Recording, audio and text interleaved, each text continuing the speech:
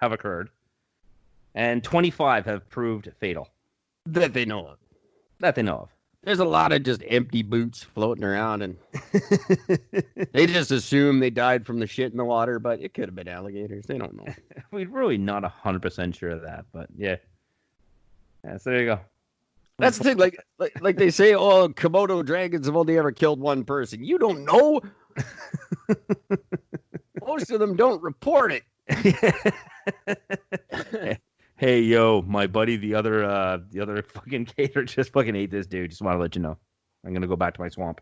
Oh yeah, I got eaten and I died. Put me in the books. It doesn't happen very often. So yeah, no, I would have expected it to be more than that, just because people in Florida are stupid and alligators are everywhere. You think they'd just be on the prowl? Just all the time. Is, like, I'm surprised they haven't figured it out, because they're probably about the same intelligence. You'd think they would have figured out years ago, just as an evolutionary thing. Hey, we could pick off these humans pretty easy. They're old and slow. It's funny. I just want to find out how many dogs have been killed in Florida from alligators, and it only comes up as 2. 2. That seems wrong on every possible level. Well, that's because there's not a lot of Korean alligators. That's right. I said it. That's so good. Racism is not going to stop me from being racist. All I know is that I've seen a couple of videos of cats fending off alligators and crocodiles, so I'm going to assume that no cats have ever died from it before. Oh, yeah, cats don't fuck around, man. My cat would go toe-to-toe with a goddamn Godzilla. Right? And wouldn't even care. No, cats will defend shit. I don't get where little animals little animals think they're gigantic, and the gigantic ones get scared. They're like, what's this little one doing? He must know something, and they run away. It's a good trick. It doesn't work in humans. Like, no, everybody has that story. Like, if I went to jail, I'd just walk up and beat up the biggest guy in there. No, you wouldn't. No. You'd walk up and get your fucking ass handed to you. Yeah. You become the biggest guy's bitch. And then you cry in your cell for a month. Yeah. Until you got used to it. Whenever I go into it, I just pick a fight with the biggest guy there. No, you don't. Because you're here telling this story right now. That's right. It does not work with humans. It's a nice idea. But things don't work that way. And it also doesn't work in that in prison anyways, because even if you walk up to the one big guy and knock his ass out, his 25 buddies are going to fucking level your ass right after anyways. Yeah. And then that big guy you just fucked up, he's coming back after you afterwards. Oh, if you even. So. He probably doesn't have to. It's just funny. I like when people tell stories. Stories are fun. It's like, true. And then fucking Ted Turner takes them and turns them into news organizations. Those people, they all work at CNN. You know, it's also the same as I actually knew a guy who told me this. You know that fucking Guitar Hero game? I do. Well, he goes, oh man, he goes, I could play fucking Master of Puppets on that thing perfectly. He goes, I was so good at that. He goes, that I picked up a guitar and I could play it flawlessly on a regular guitar. Oh yeah, that works. Because pushing buttons is exactly the same. You can totally learn that way. I literally am just like, wow, you really just said that. Wow. Okay. You know what? I play that game all the time, and I don't even consider myself a hero. Mm-hmm. I'm just doing what I do every day. Or a guitarist. I don't. You don't have to call me a hero. I'm just a guitar guy. I'm just a guitar guy. I'm damn good, but I don't call myself a hero. Some chick gave birth to a baby in jail alone, and nobody went in to look on her or cared. That doesn't surprise me. But eventually, one of the guards walked past and said, "Hey, there's 2 people in this cell instead of 1. Where'd that little one come from?" And found out she had a baby. Did she chew off the umbilical cord? Someone went in and helped her at some point. Unless if it was still attached. Maybe she used a shiv. Maybe. I don't know. Doesn't say. Yeah, again, I don't know. Sounds questionable. It's Texas. Just saying. Generally, babies cry, especially when they're born. Even mine did, and she was happy. Generally, women would scream through such a thing, too. Well, that's not always like women have delivered babies without people noticing, but like chicks do it in like bathrooms and malls and shit. But the baby, they don't hide stuff well. No. No, they don't. They don't know how to stay quiet at first. I'm thinking, really, if that story were 100% true, some medical person who obviously has looked at the baby since would have reported the prison for gross negligence. That might be why it's got to hit the news eventually. It happened on the 31st, the 30th. Nope, May 17th. Was it Harris County?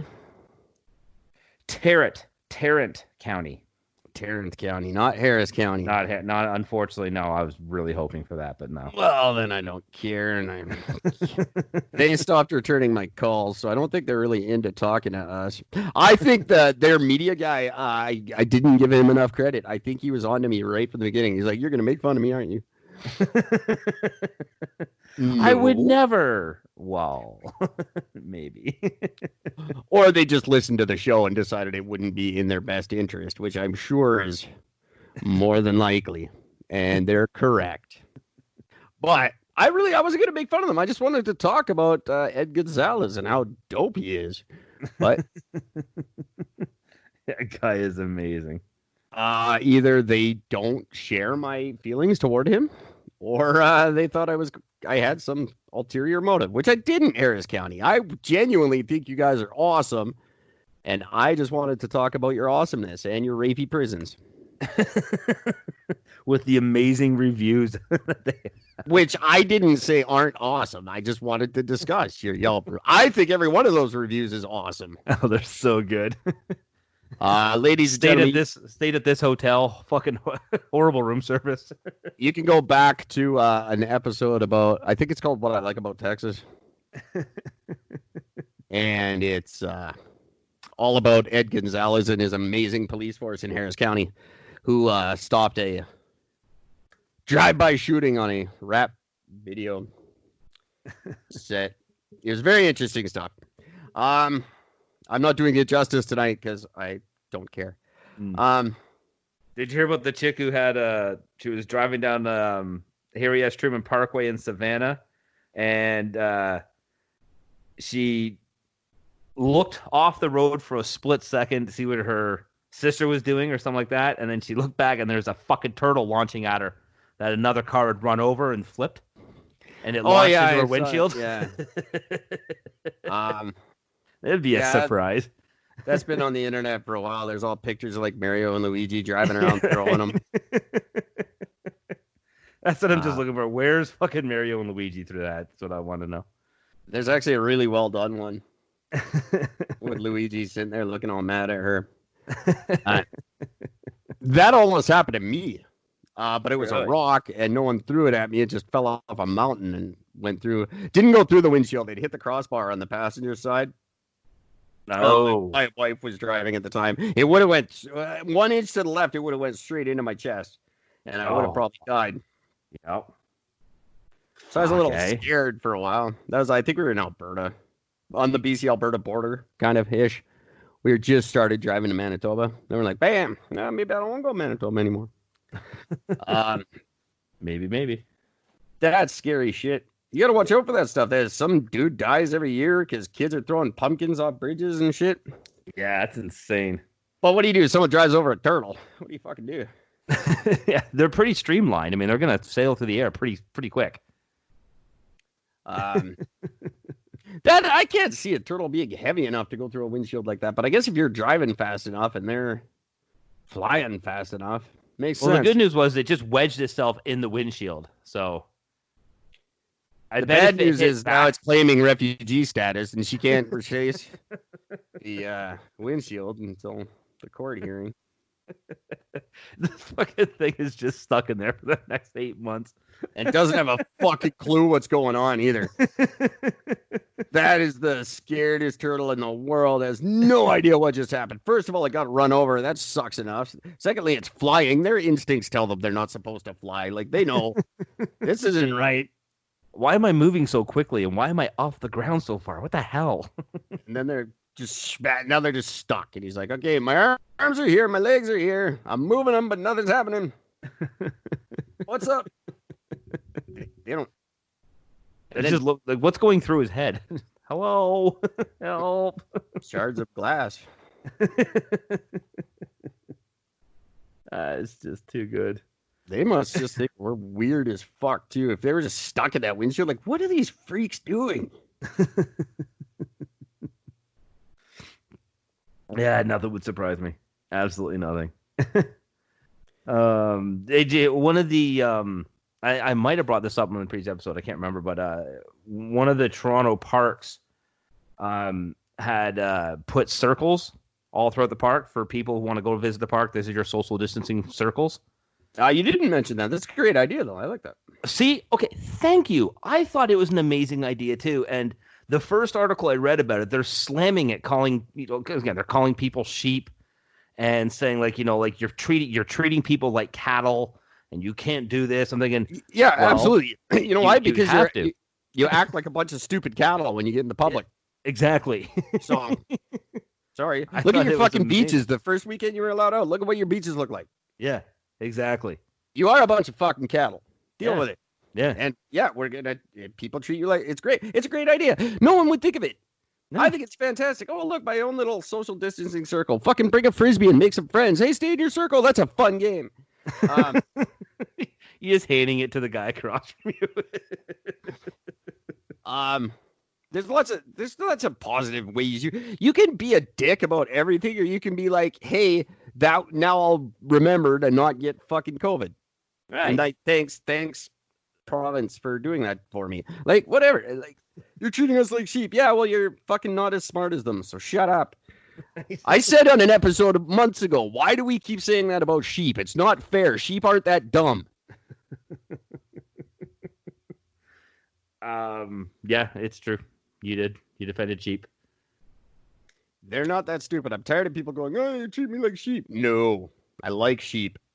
I shear them. Did you ever hear that one? There was a sheep that hadn't been, what do they call it? It hadn't been shorn in like years, like 6 or 7 years. He was like 5 times the normal size of a sheep because of all the wool. Yeah, I remember seeing. I don't remember. I remember seeing pictures of him. Yeah, he was huge. I was like, that motherfucker. That's a lot of sweaters on him. Oh, they took him and used him to soak up a Russian oil spill. Right? They did not. That's not true. That would have been a great idea. This is why I should be running the world. I'm full of great ideas. Although I didn't think of social circles in parks, though. That wasn't mine. It's a good idea, though. Yeah. Fuck bad people. Stop whining. You're allowed out. Just be happy about that. Why do you have to get out after quarantine and fucking lockdown? You get out and the first thing you want to do is bitch about something. Just go be happy for a change. For fuck's sakes. Oh my God! The largest overgrown Australian sheep was named Chris. Of course it was. Thank you, Australia, for more than 88 pounds of wool was removed. Jesus Christ! Holy crap! It took 5 shears to do it all. That's hilarious. You know that feeling when you take off your wool socks? Oh. It's like getting out of prison. It's like a crown of thorns coming off of you. Could you imagine 88 like when I shaved my beard off? Yeah. Like, that is the happiest sheep who ever lived. He just went, ah. I would just love to know how big his first jump was that he did. He's like, holy crap, I can get off the ground. 17 feet, straight up and down. It's like, I can fly like Mike. Not like Kobe. Oh, that's just so funny. Crazy. Yeah.